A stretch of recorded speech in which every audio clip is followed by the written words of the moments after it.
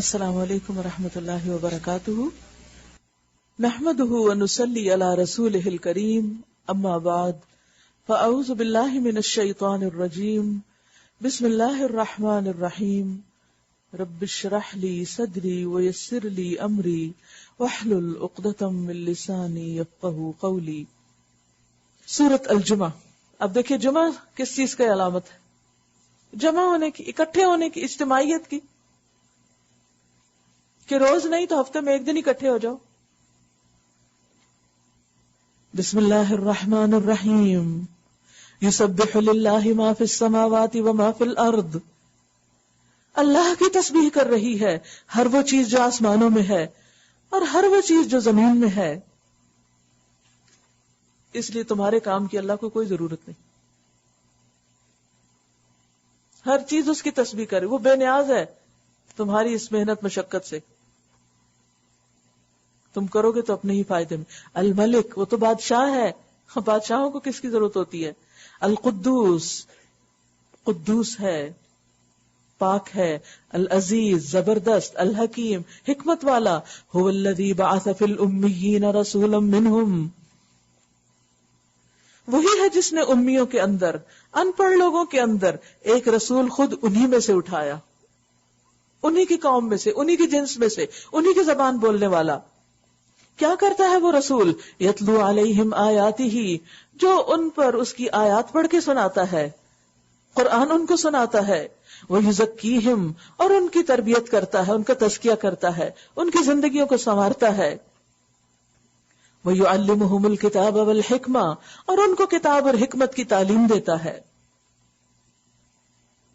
دین کے کام کو آگے لے جانے کے لیے جس ٹیم کی تیاری کی ضرورت ہوتی ہے، ان کو یہ چار چیزیں چاہیے ہوتی ہیں. ان کو کیا کیا کرنا چاہیے؟ قرآن سننا چاہیے اور سنانا چاہیے. صرف سننا اور سنانا ہی نہیں، تزکیے کے طریقے پر عمل کرنا چاہیے. اس کی تبدیلی زندگی کے اندر نظر آنی چاہیے، اخلاق اور کردار میں نظر آنی چاہیے. اور پھر کتاب اور حکمت سیکھنا اور سکھانا چاہیے، اس کی تعلیم ہونی چاہیے. کیونکہ نبی صلی اللہ علیہ وسلم نے جس گروہ کو تیار کیا تھا ان کے ساتھ یہی چار کام کیے تھے. اللہ نے رسول بھیجا. یہ آیت تیسری دفعہ قرآن میں آ رہی ہے اس مضمون کی. البقرہ اور آل عمران کے بعد ایک دفعہ البقرہ میں اور ایک دفعہ آل عمران میں، اور پھر یہاں سورۃ الجمعہ میں. صحابہ کرام جن کو ہیرو کی نرسری کہا گیا تھا، کہ ایک ایک اپنی جگہ پر چمکنے والا ستارہ تھا جس نے بڑے بڑے کام کیے جا کے آگے. ان کی تربیت کس سلیبس کے ساتھ ہوئی تھی، کس ماحول میں ہوئی تھی، کیا چیزیں انہوں نے پڑھی تھی، یہی جو آج ہم بھی پڑھ رہے ہیں. لیکن ان کے کام میں اور ہمارے کام میں کتنا بڑا فرق ہے. اس لیے کہ ان کا جینا مرنا مختلف تھا ہمارے جینے مرنے سے. ہم اپنے رسموں کے جنجال سے باہر نہیں نکلے، ہم دنیاوی رونقوں سے بھی باہر نہیں نکلے، ہم مقاصد کے لیے جینا شروع نہیں کیے. اس لیے فرق صاف ظاہر ہے. وَإِن كَانُوا مِن قَبْلُ لَفِي ضَلَالٍ مُبِينٍ. حالانکہ اس سے پہلے وہ کھلی گمراہی میں پڑے ہوئے تھے. یعنی جب یہ چیزیں نہیں تھی تو ان کی زندگی بھولے بھٹکے لوگوں جیسی تھی، بس ادھر ادھر بھٹک رہے تھے، کوئی مقصد نہیں تھا زندگی میں. دلال کیا ہے؟ بھٹکنا. بھٹکتا کون ہے؟ جس کے سامنے ٹارگٹ نہیں ہوتا، گول نہیں ہوتا، جس کو اپنی منزل کا پتہ نہیں ہوتا. ان کو نہیں پتا تھا کہ ان کی یہ صلاحیتیں کس کام آنی. ابو بکر نہ ہوتے اگر اسلام نہ ہوتا، عمر نہ ہوتے اگر یہ قرآن نہ ہوتا، اور باقی صحابہ بھی. اور اسی لیے حضرت عمر رویا کرتے تھے کہ اسلام سے پہلے تم کیا تھے؟ اونٹ چراتے تھے، اسی طرح دنیا سے چلے جاتے. آج تمہیں امیر المومنین کہا جا رہا ہے، کس چیز کی بدولت؟ دین کی وجہ سے. تو انہوں نے دین کے احسان کو اپنے اوپر محسوس کیا. لیکن آج ہم اس احسان کو نہیں مانتے، اس پہ شکر ادا نہیں کرتے. وآخرین منہم، اور آخرین اور کچھ دوسرے ان میں سے، لما یلحقوا بہم، جو ابھی ان سے نہیں ملے ہیں، ابھی وہ نہیں آئے، بعد میں آئیں گے. کس کی طرف اشارہ ہے؟ کون ہے یہ آخرین؟ جو بعد میں آنے والے تابعین، تبع تابعین الی یوم الدین، جو اسی طریقے پر، اسی مشن پر، اسی میتھڈالوجی پر عمل کرتے رہیں گے. اور آپ سب کو معلوم ہوگا کہ الہدا کا بھی نصاب اسی آیت پر مبنی ہے. اسی کو قرآن مجید سے پڑھ کر اسی طریقے پر عمل کی کوشش کی گئی ہے. لیکن پڑھنا ایک جگہ اور پڑھانا ایک جگہ. صرف پڑھنے پڑھانے سے بات نہیں بنے گی جب تک ہم وہ کریں گے نہیں جو کرنے کو کہا گیا، جس کے لیے یہ ادارہ وجود میں آیا اور جس کی نیت سے ہم سب لوگ کام کرنے کو اکٹھے ہوئے. جب ہم ذاتیات میں پڑ جاتے ہیں تو مشن بھول جاتے ہیں، فراموش ہو جاتے ہیں، ہمارے گھنٹوں اور کاموں میں لگ جاتے ہیں، غیر ضروری چیزوں میں. ہم پھر اصلاح کی بجائے فساد کی طرف چل پڑتے ہیں اور لوگ اندھیروں میں بیٹھے رہ جاتے ہیں. ذالک فضل اللہ یؤتیہ من یشاء، یہ اللہ کا فضل ہے، جسے چاہتا ہے دیتا ہے. اور وہ کس کو دیتا ہے؟ اسی کو جس کے اندر لینے کی تڑپ ہوتی، جو دین کو اپنی دنیا پر، جو اسلام کو اپنی ذاتی دلچسپیوں پر فضیلت اور فوقیت اور اہمیت دیتا ہے. واللہ ذو الفضل العظیم، اور اللہ تو بڑے فضل والا ہے، اس کے پاس تو بہت فضل ہے، لینے والے بنو. مثل الذین حملوا التوراۃ ثم لم يحملوها، جن لوگوں کو تورات کا حامل بنایا گیا تھا، یعنی ہم سے پہلے بنی اسرائیل نے، اہل کتاب نے تورات کے ساتھ یہی کیا. حضرت موسیٰ ان کے پاس لے کر آئے، انہوں نے لیا، لیکن اس کو پھر اپنی زندگی میں نافذ نہیں کیا، اس کے احکام پر عمل نہیں کیا، مگر انہوں نے اس کا بار نہ اٹھایا. ان کی مثال اس گدھے کی سی ہے جس پر کتابیں لدی ہوں. کوئی شخص بڑے سے بڑا عالم بن جائے، حافظ بن جائے، بظاہر متقی پرہیزگار بن جائے، لیکن اگر حقیقی معنوں میں، ظاہر اور باطن میں اس کتاب پر عمل نہیں کرتا تو پھر اس کی وقت اور ویلیو ایسی ہے جیسے کتابیں گدھے پہ لدی ہوئی ہوں یا انسان پہ لدی ہوئی ہوں. اس نے گویا علم کا بوجھ اپنے سر پہ اٹھا لیا اور عمل کچھ بھی نہ کیا. اس سے بھی زیادہ بری مثال ہے ان لوگوں کی جنہوں نے اللہ کی آیات کو جھٹلا دیا. ایسے ظالموں کو اللہ ہدایت نہیں دیا کرتا. قل یا ایھا الذین ھادوا، ان سے کہو اے لوگوں جو یہودی بن گئے ہو، اللہ نے نہیں بنایا تھا، خود ہی بنے. اگر تمہیں یہ گھمنڈ ہے کہ باقی سب لوگوں کو چھوڑ کر بس تم ہی اللہ کے چہیتے ہو تو موت کی تمنا کرو. دنیا میں کیوں بیٹھے ہو؟ آگے چلو، اللہ سے جا کے ملو. اگر تم اپنے اس زون میں سچے ہو، کیونکہ انہوں نے اپنے اندر جھوٹی امیدیں پال رکھی تھی کہ چونکہ ہم چوزن نیشن ہیں، پیغمبروں کی اولاد ہیں، اس لیے ہمیں نہ آگ چھوئے گی، نہ ہمارے ساتھ کوئی مشکل پیش آئے گی، ہم تو بہت اچھے لوگ ہیں، ہماری تو نسل ہی اچھی ہے. کہا تو پھر اگر ایسی خیال ہے تو پھر ذرا تمنا کرو کہ تمہیں موت آ جائے. وَلَا يَتَمَنَّوْنَهُ أَبَدًا، لیکن یہ ہرگز اس کی تمنا نہ کریں گے. کیوں؟ اپنے کرتوتوں کی وجہ سے جو یہ کر چکے ہیں. انہیں پتا ہے کیا کیا غلط کام کیے. بات یہ کہ ہر انسان کا دل اس کو بتاتا ہے، ٹھوک بجا کے بتاتا ہے کہاں تم غلط ہو، لیکن ہم اس آواز کو دبا دیتے ہیں، بند کر دیتے ہیں. واللہ علیم بالظالمین، اور سارے ظالموں کو اللہ خوب جانتا ہے. قل ان الموت الذی تفرون منہ، کہہ دیجئے بے شک وہ موت جس سے تم بھاگ رہے ہو، فإنہ ملاقیکم، وہ تمہیں خود آ کے مل لے گی. بات یہ ہے کہ انسان موت سے فرار کے لیے جدھر مرضی بھاگے، دائیں بھاگے، آگے پیچھے، جدھر مرضی، جدھر بھی جائے گا موت اس کے ادھر سے آ جائے گی. کبھی آپ نے بچوں کے ساتھ وہ کھیل کھیلا ہوگا، کیا بولتے ہیں اس کو، آنکھ مچولی، ہائیڈ اینڈ سیک، یا یہ ہوتا نا کہ جیسے چارپائی کے چاروں طرف بچے ادھر سے بھاگتے، آپ ادھر سے پکڑتے ہیں، ادھر جاتے، تو بالکل موت ہمارے ساتھ اسی طرح آنکھ مچولی کھیل رہی. انسان کہتا ہے اس جگہ سے چلے جاؤ، اس ملک سے چلے جاؤ، یہاں حالات بڑے خراب ہیں، ادھر چلے جاؤ، ادھر چلے جاؤ، کدھر مرضی چلے جاؤ، جہاں جاؤ گے ادھر ہی آ جائے گی، جہاں لکھی ہے خود وہیں پہنچ جاؤ گے. موت سے بھاگنا حل نہیں ہے. بہت سے لوگ مشکلات سے بچنے کے لیے موت کا پیالہ پینا چاہتے ہیں، حل نہیں ہے، وہ تو پہلے سے زیادہ مصیبت میں چلے گئے. حل کیا ہے؟ زندگی کی قدر کرو، اور اس زندگی میں وہ کرو جو آخرت میں فائدہ دے. آج اتنی محنت کرو کہ کل آرام سے ہمیشہ کے لیے بیٹھ کے کھا سکو. وَلْتَنظُرْ نَفْسٌ مَا قَدَّمَتْ لِغَدٍ، اور ہم آج کے لیے کل کو سیل پہ لگائے ہوئے ہیں. سیل کیا؟ مفت پہ دے رہے ہیں. جس موت سے تم بھاگتے ہو وہ تو تمہیں آ کر رہے گی، پھر تم اس کے سامنے پیش کیے جاؤ گے. جو پوشیدہ اور ظاہر کا جاننے والا ہے، اور وہ تمہیں بتا دے گا کہ تم کیا کچھ کرتے رہے ہو. یا ایھا الذین آمنوا اذا نودی للصلاۃ من یوم الجمعۃ فسعوا الی ذکر اللہ وذروا البیع. اے لوگو جو ایمان لائے ہو، جب پکارا جائے نماز کے لیے جمعے کے دن تو اللہ کے ذکر کی طرف دوڑو اور خرید و فروخت چھوڑ دو، یہ تمہارے لیے زیادہ بہتر ہے اگر تم جانو. پھر جب نماز پوری ہو جائے تو زمین میں پھیل جاؤ اور اللہ کا فضل تلاش کرو اور اللہ کو کثرت سے یاد کرتے رہو. یعنی نماز پڑھنے کے بعد بھی، دنیا کے کام کرتے ہوئے بھی ذکر جاری رکھو. لعلکم تفلحون، شاید کہ تم فلاح پا جاؤ. وَإِذَا رَأَوْا تِجَارَةً أَوْ لَهْوًا انفضوا إِلَيْهَا، جب انہوں نے تجارت اور کھیل تماشے ہوتے دیکھے تو اس کی طرف لپک گئے. ایک خاص واقعے کی طرف اشارہ ہے. جب مدینہ میں کھانے پینے کا سامان کم تھا، قافلے باہر سے آ کے بیچتے تھے. جب آتے تھے تو وہ اس طرح کی آوازیں نکالتے کہ لوگوں کو خبر ہو جاتی. اب جمعہ ہو رہا تھا، کچھ ایسے ہی لوگ آ گئے تو ہوا کیا، لوگوں کو یہ فکر ہوئی کہ ایسا نہ ہو کہ ہم پیچھے رہ جائیں، لوگ سارا سامان خرید لیں اور پھر ہم کیا کریں گے، پتہ نہیں اگلا قافلہ کب آئے. تو وہ خطبے سے اٹھ کے بھاگ گئے سوائے چند لوگوں کے.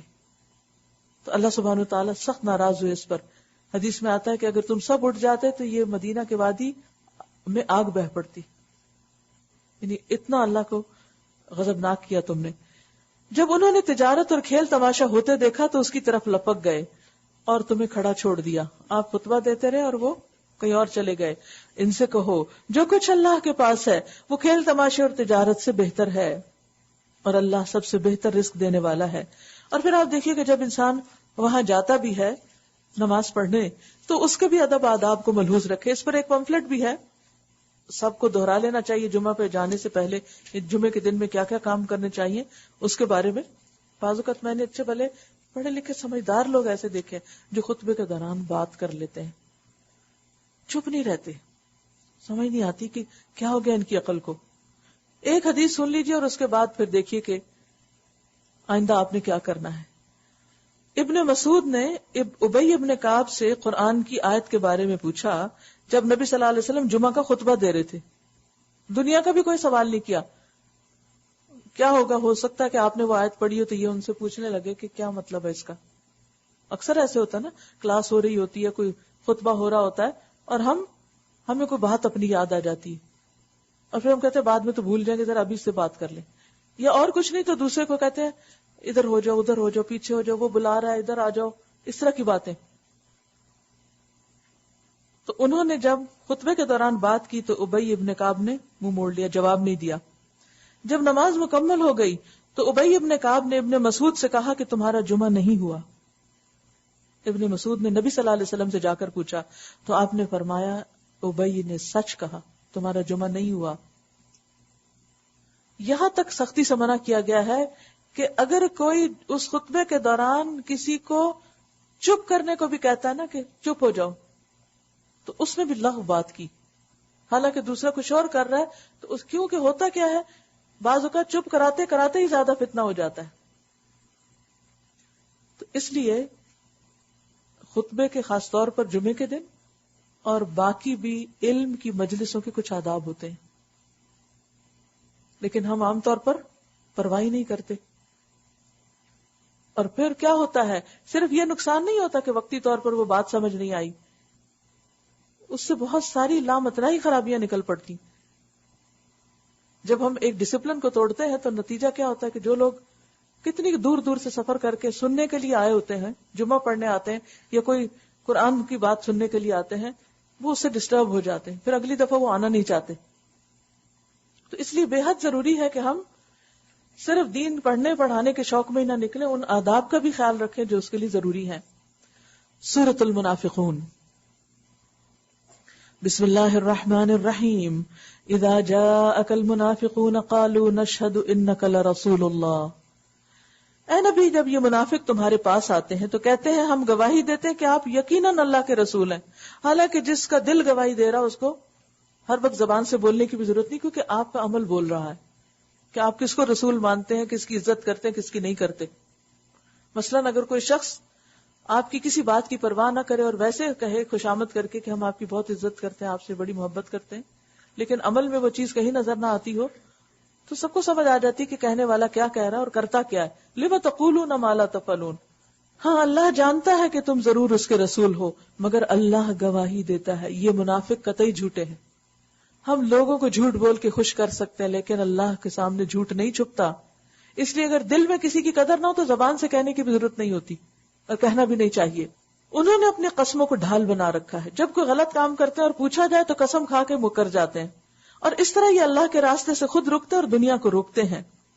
ظاہر ہے کہ جو شخص جھوٹا ہوگا، جس کا عمل اس طرح کا ہوگا، وہ دوسروں کو اسلام سے بدظن کر دے گا، متنفر کر دے گا.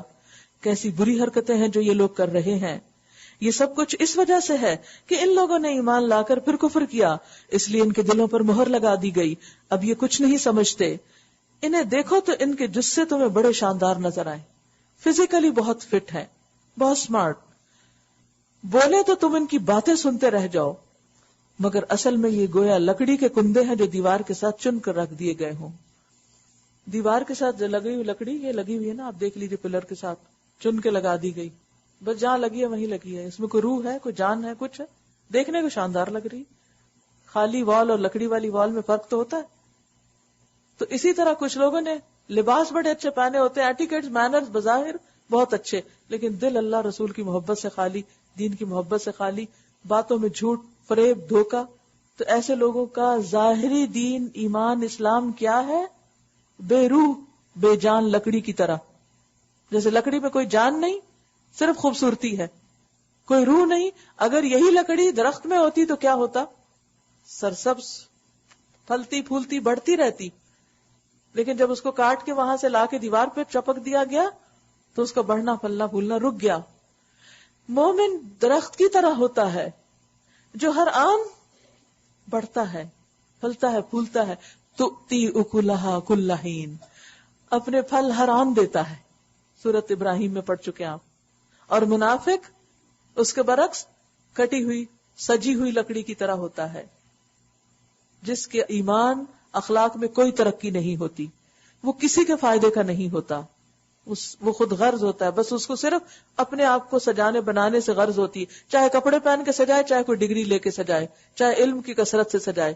کچھ لوگوں کو بس علم حاصل کرنا صرف اتنا ہوتا ہے کہ وہ پڑھتے جاتے ہیں، لیتے جاتے ہیں، اور خوب اپنے اندر اس علم کی زینت اختیار کر لیتے ہیں، لیکن کسی کے کچھ فائدے کے نہیں ہوتے، کسی کو کوئی فائد نہیں پہنچاتے، صرف اپنی ذات میں مگن یا اپنی اولاد میں مگن، اور اس سے باہر کے لوگوں کی کوئی فکر نہیں.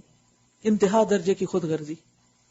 یحسبون کل صیحۃ علیہم، ہر زور کی آواز کو یہ اپنے خلاف سمجھتے ہیں.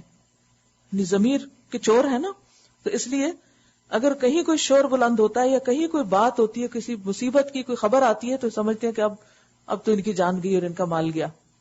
یہ پکے دشمن ہیں، ان سے بچ کر رہو. اللہ کی مار ان پر کدھر الٹے پھرائے جاتے ہیں. یعنی وہ لوگ جو خود غرض ہیں، صرف فائدے کی خاطر مسلمان ہوئے بیٹھے ہیں، ذاتی فائدوں کی خاطر، یہ دراصل تمہارے دشمن ہیں. ان کی دینداری سے دھوکہ مت کھاؤ، ان کے ظاہری اسلام سے بہت خوش نہ ہو. اور جب ان سے کہا جاتا ہے کہ آؤ تاکہ اللہ کا رسول تمہارے لیے مغفرت کی دعا کرے، تو سر جھٹکتے ہیں، ان کے پاس جائیں گے.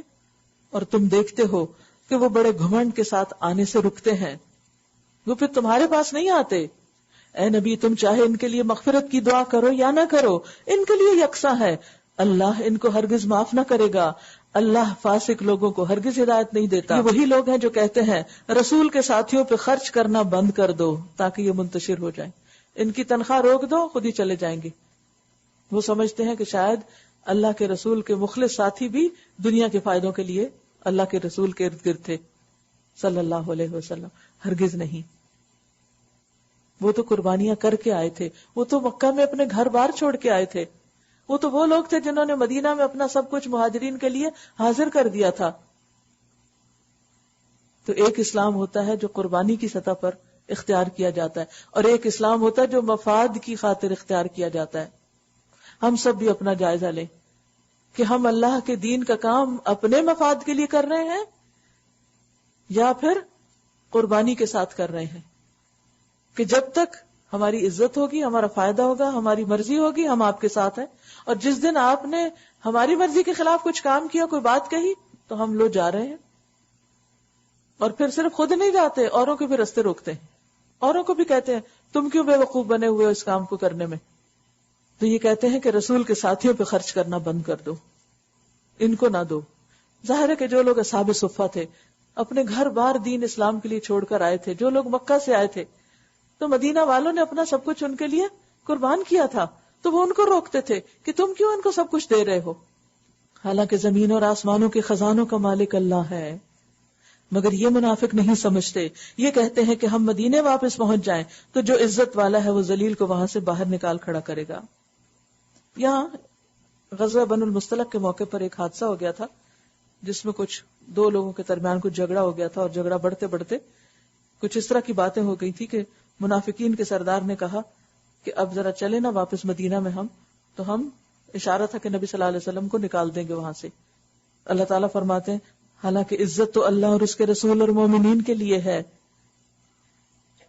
تم سمجھتے ہو کہ تمہارے نکالنے سے ان کی عزت چلی جائے گی، ان کا رزق بند ہو جائے گا؟ مگر یہ منافق جانتے نہیں ہیں. اے لوگو جو ایمان لائے ہو، تمہارے مال اور تمہاری اولادیں تم کو اللہ کی یاد سے غافل نہ کریں. دو بڑی چیزیں جو انسان کو اللہ کے ذکر سے پیچھے کرتی ہیں، مال اور اولاد. وَمَن يَفْعَلْ ذَلِكَ فَأُولَئِكَ هُمُ الْخَاسِرُونَ، جو ایسا کریں گے وہی خسارے میں رہنے والے ہیں، بڑا نقصان اٹھائیں گے. وَأَنفِقُوا، اور خرچ کرو، اس میں سے خرچ کرو قبل اس کے کہ تم میں سے کسی کی موت کا وقت آ جائے. کیونکہ انسان مال جمع کرتا رہتا ہے کہ اولاد کے لیے کچھ بنا جائے، اور اپنے اوپر بھی نہیں خرچ کرتا اور اپنی آخرت کے لیے صدقہ بھی نہیں کرتا.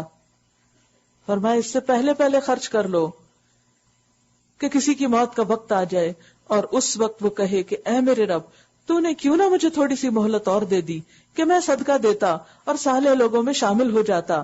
حالانکہ جب کسی کی مہلت عمل پوری ہونے کا وقت آ جاتا ہے تو اللہ اس کو ہرگز مزید مہلت نہیں دیتا، اور جو کچھ تم کرتے ہو اللہ اس سے باخبر ہے. واللہ خبیر بما تعملون. سورۃ التغابن. بسم اللہ الرحمن الرحیم. یسبح للہ ما فی السماوات وما فی الارض. اللہ کی تسبیح کر رہی ہے ہر وہ چیز جو آسمانوں میں ہے اور ہر وہ چیز جو زمین میں ہے. اسی کی بادشاہی ہے اور اسی کے لیے تعریف ہے، اور وہ ہر چیز پر قادر ہے. وہی ہے جس نے تم کو پیدا کیا، پھر تم میں سے کوئی کافر ہے اور کوئی مومن، اور اللہ سب کچھ دیکھ رہا ہے جو بھی تم کرتے ہو. اس نے آسمان اور زمین کو برحق پیدا کیا اور تمہاری صورت بنائی اور بڑی ہی عمدہ صورت بنائی. یعنی اگر آپ جانوروں کے مقابلے میں دیکھیں تو انسان کے ناک نقشہ کس قدر خوبصورت اٹھایا اللہ نے، اور اسی کی طرف آخر کار تمہیں پلٹنا ہے. زمین اور آسمانوں کی ہر چیز کا اسے علم ہے، جو کچھ تم چھپاتے ہو اور جو کچھ تم ظاہر کرتے ہو سب اس کو معلوم ہے، اور وہ دلوں کے حال تک جانتا ہے. یعنی اس سے تم کہاں چھپ سکتے ہو؟ کیا تمہیں ان لوگوں کی کچھ خبر پہنچی جنہوں نے اس سے پہلے کفر کیا اور پھر اپنی شامت اعمال کا مزہ چکھ لیا، اور آگے ان کے لیے ایک دردناک عذاب ہے. اس انجام کے مستحق وہ اس لیے ہوئے کہ ان کے پاس ان کے رسول کھلی کھلی دلیلیں اور نشانیاں لے کر آتے رہے، مگر انہوں نے کہا کیا انسان ہمیں ہدایت دیں گے؟ انہیں یہ بھول گیا کہ وہ پیغام اللہ ہی کا دے رہے ہیں، آخر کسی کے ذریعے ہی آنا تھا نا، اللہ تعالیٰ نے براہ راست تو تم سے نہیں بات کرنی تھی.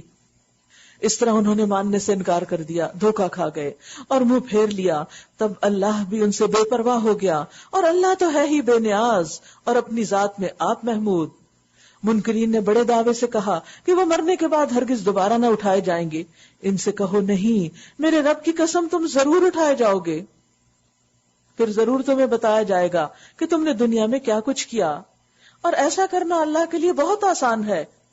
فآمنوا، پس ایمان لے آؤ، سچا ایمان اللہ پر اور اس کے رسول پر اور اس روشنی پر جو ہم نے نازل کی ہے، یعنی قرآن مجید. جو کچھ تم کرتے ہو اللہ اس سے باخبر ہے. اس کا پتہ تمہیں اس دن چلے گا جب اجتماع کے دن وہ تم سب کو اکٹھا کرے گا، یعنی قیامت کے دن. اور اکٹھا کرنے سے مراد اول آخر سب لوگ ایک جگہ. وہ دن ہوگا ایک دوسرے کے مقابلے میں لوگوں کی ہار جیت کا. ایک دوسرے سے کوئی جیت رہا ہوگا، کوئی ہار رہا ہوگا، کوئی کسی کے عمل لے کے جا رہا ہوگا اور کوئی کسی کے. ایک حدیث میں آتا ہے کہ کسی مجاہد کے پیچھے اگر کسی شخص نے اس کی بیوی اور اس کے گھر والوں کے معاملے میں خیانت کی تو قیامت کے روز اس مجاہد کے سامنے اسے کھڑا کر دیا جائے گا اور اس کو کہا جائے گا اس کی نیکیوں میں سے جو کچھ تو چاہے لے لے. پھر آپ نے ہماری طرف متوجہ ہو کے فرمایا پھر تمہارا کیا خیال ہے, تم کیا اندازہ کرتے کہ اس کے پاس کیا چھوڑے گا؟ وَمَن يُؤْمِن بِاللَّهِ وَيَعْمَلْ صَالِحًا, جو اللہ پر ایمان لایا اور نیک عمل کیے, اللہ اس کے گناہ جھاڑ دے گا اور اسے ایسی جنتوں میں داخل کرے گا جن کے نیچے نہریں بہتی ہوں گی, یہ لوگ ہمیشہ ہمیشہ ان میں رہیں گے.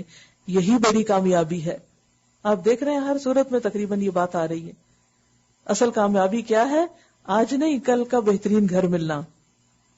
اور ہم اس زندگی میں ان گھروں کو خریدنے اور بیچنے اور صرف ان کی قیمت چکانے میں عورتیں اور مرد سب مل کے کام کیے جا رہے ہیں اور سب کچھ پے آف کر کے خود دنیا سے رخصت ہو جاتے ہیں. سب دوسروں کے لیے چھوڑ جاتے ہیں, پھر وہ جیسے چاہیں ان کو استعمال کریں. اس کا یہ مطلب نہیں گھر نہ خریدے یا نہ بنائے یا کام نہ کریں. بات یہ ہے کہ اپنے دین کو قربان کر کے نہیں, اپنے ایمان کو داؤ پہ لگا کے نہیں, اپنی آخرت کو نقصان دے کے نہیں, بس اتنا ہی جس میں دنیا کا کام چلے مگر آخرت برباد نہ ہو. اور جن لوگوں نے کفر کیا اور ہماری آیات کو جھٹلایا وہ دوزخ کے باشندے ہوں گے جس میں وہ ہمیشہ رہیں گے, اور وہ بدترین ٹھکانہ ہے. کوئی مصیبت نہیں آتی مگر اللہ کے اذن سے آتی ہے. جو شخص اللہ پر ایمان رکھتا ہو اللہ اس کے دل کو ہدایت بخشتا ہے, اور اللہ کو ہر چیز کا علم ہے. اللہ کی اطاعت کرو اور رسول کی اطاعت کرو, لیکن اگر تم اس اطاعت سے منہ موڑتے ہو تو ہمارے رسول پر صاف صاف پیغام پہنچا دینے کے سوا کوئی ذمہ داری نہیں. اللہ وہ ہے جس کے سوا کوئی خدا نہیں, لہذا ایمان لانے والوں کو اللہ ہی پر بھروسہ کرنا چاہیے.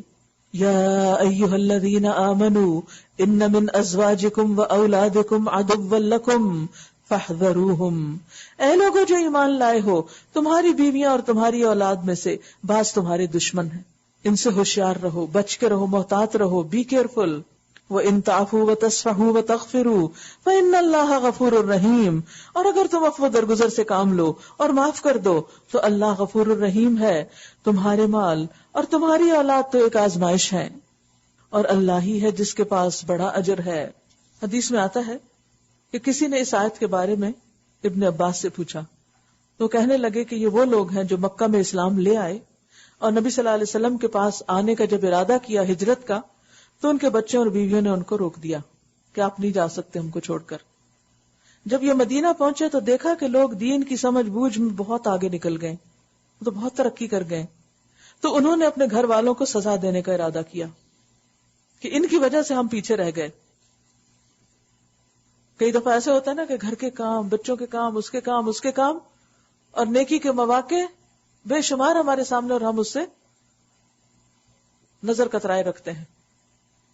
تو پھر جب دیکھتے ہیں کہ دوسرے آگے نکل کے پھر پتہ چلتا ہے. دنیا میں تو سمجھ نہیں آ رہی, سب گرے ایریا نظر آتا ہے, لیکن آخرت میں پتہ چلے گا کہ کون وہاں پہنچ گیا اور ہم کہاں بیٹھے رہے, کن کاموں میں بیٹھے رہے, کن چیزوں پہ وقت لگا دیا.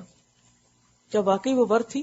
فاتقوا اللہ ما استطعتم واسمعوا واطیعوا وانفقوا خیرا لانفسکم, لہذا جہاں تک تمہارے بس میں ہو اللہ سے ڈرتے رہو اور سنو اور اطاعت کرو اور اپنے مال خرچ کرو, یہ تمہارے لیے زیادہ بہتر ہے. جو اپنے دل کی تنگی سے محفوظ رہ گئے بس وہی فلاح پانے والے ہیں. حدیث میں آتا ہے کہ 3 چیزیں ہلاک کرنے والی ہیں اور 3 نجات دینے والی.